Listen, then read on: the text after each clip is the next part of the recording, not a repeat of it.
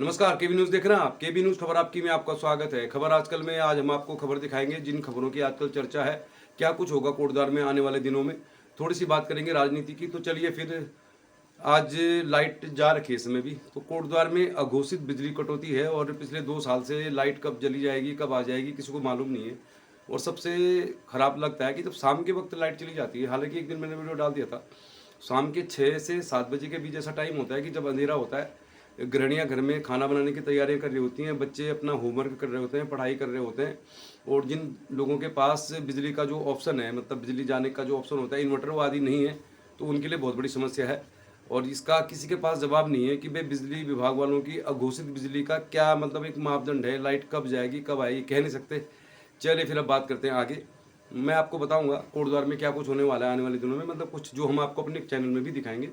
बात करते हैं राजनीति की। तो आने वाले लोकसभा चुनाव के मद्देनजर अब पूरे देश में जो चुनावी माहौल है, कल हम दिल्ली गए थे और दिल्ली से हमने एक आपको वीडियो डाल दिया था।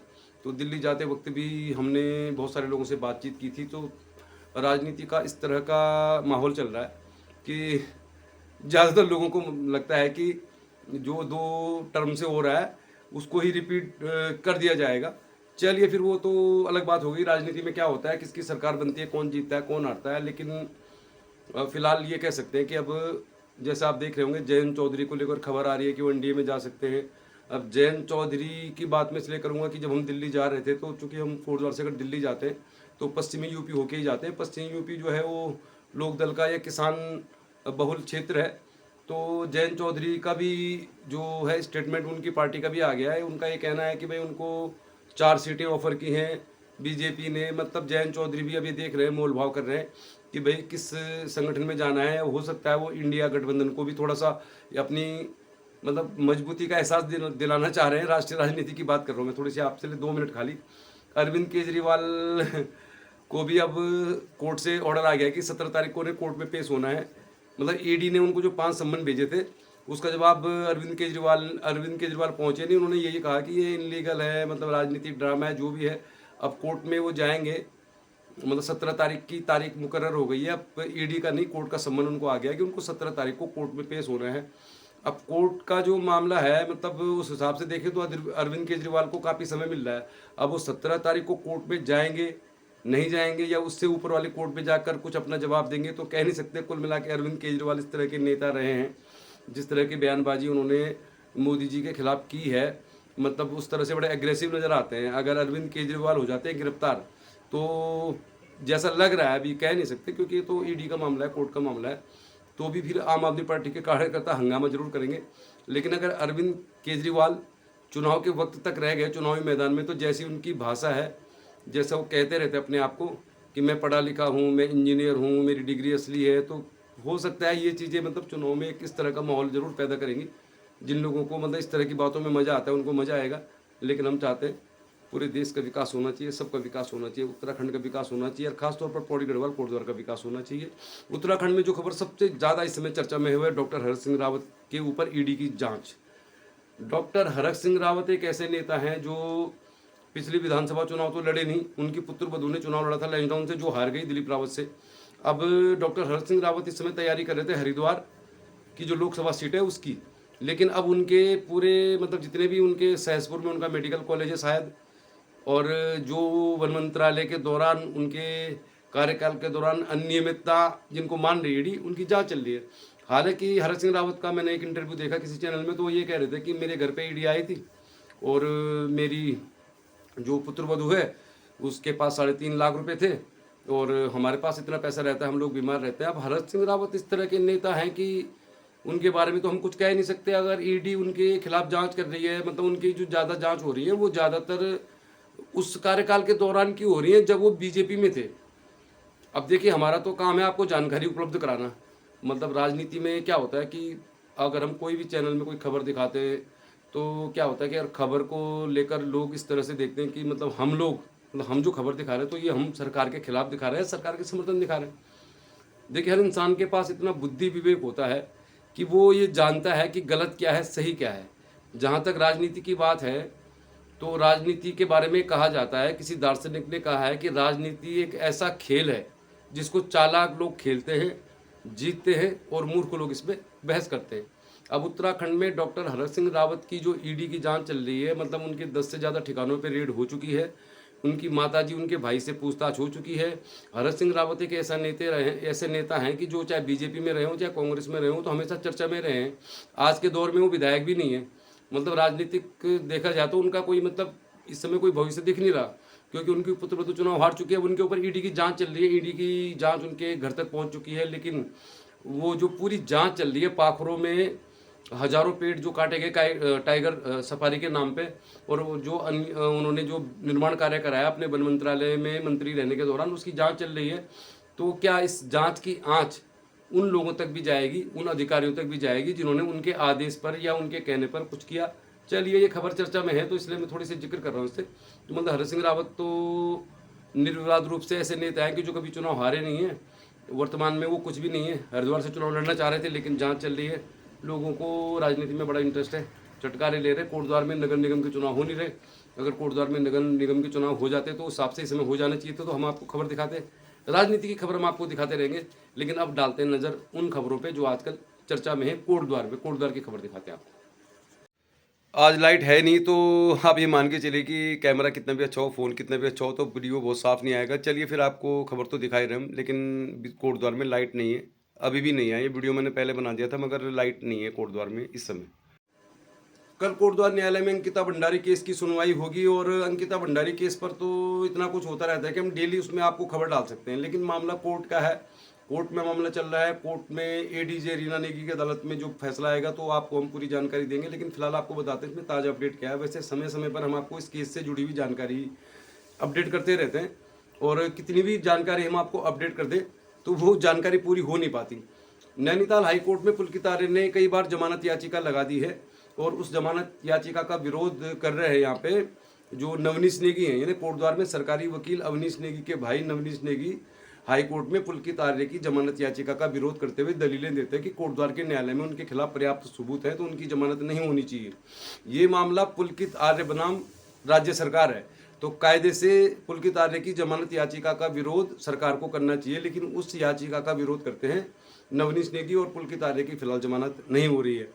इसके अलावा सरकारी वकील नवनीश नेगी ने इस केस में 2 धाराएं जोड़ने की बात की थी, मतलब 120 और दूसरी धारा का मुझे ठीक से जानकारी नहीं है। मतलब वो ये धाराएं जो है इस केस में जो एसआईटी की चार्जशीट में आरोपियों को मर्डर का आरोपी बनाया गया है, तो ये जो धारा है ये सुनियोजित मर्डर से जुड़ी हुई है।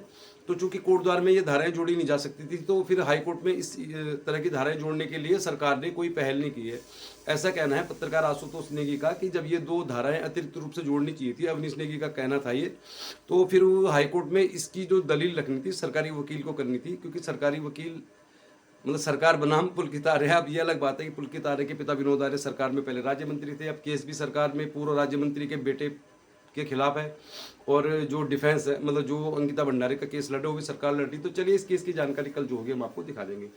चलिए अब आपको दिखाते हैं कोटद्वार में क्या कुछ हो रहा है। मेरा फेसबुक पेज भी है एम एस नेगी के नाम से, और कल मैंने उसमें कोटद्वार से दिल्ली जाने वाला जो मार्ग है, मतलब कोटद्वार से दिल्ली जाने का जो मेन मार्ग है उसमें तो बहुत सारी बाधाएं हैं, और आप सब जानते होंगे कि अगर आप दिल्ली जाते आते तो मोदी नगर के आसपास मेट्रो का काम चल रहा है, तो बहुत सारे मतलब डिस्टर्बेंस है। कोटद्वार से नजीबाबाद की रोड भी इतनी सही नहीं है, लेकिन चूंकि हम खतौली से एक्सप्रेस वे होते हुए गए थे, तो मैं इस बात का जिक्र इसलिए कर रहा हूँ आपसे कि बहुत सारे लोग कमेंट कर रहे हैं कि बहुत अच्छा विकास हो रहा है, बहुत अच्छा काम हो रहा है।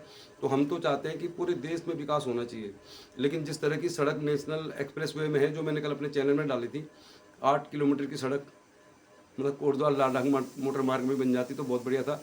जहाँ पर अच्छा होगा तो हम आपको ज़रूर दिखाएंगे, लेकिन हमारा ये नहीं है कि अगर हम चैनल चला रहे तो किसी को खुश करने के लिए दिखाएंगे। कोटद्वार में क्या कुछ होने वाला है, बस अपनी बात को मैं ख़त्म कर रहा हूँ, क्योंकि हमारे पास कोई आज खास वीडियो नहीं है।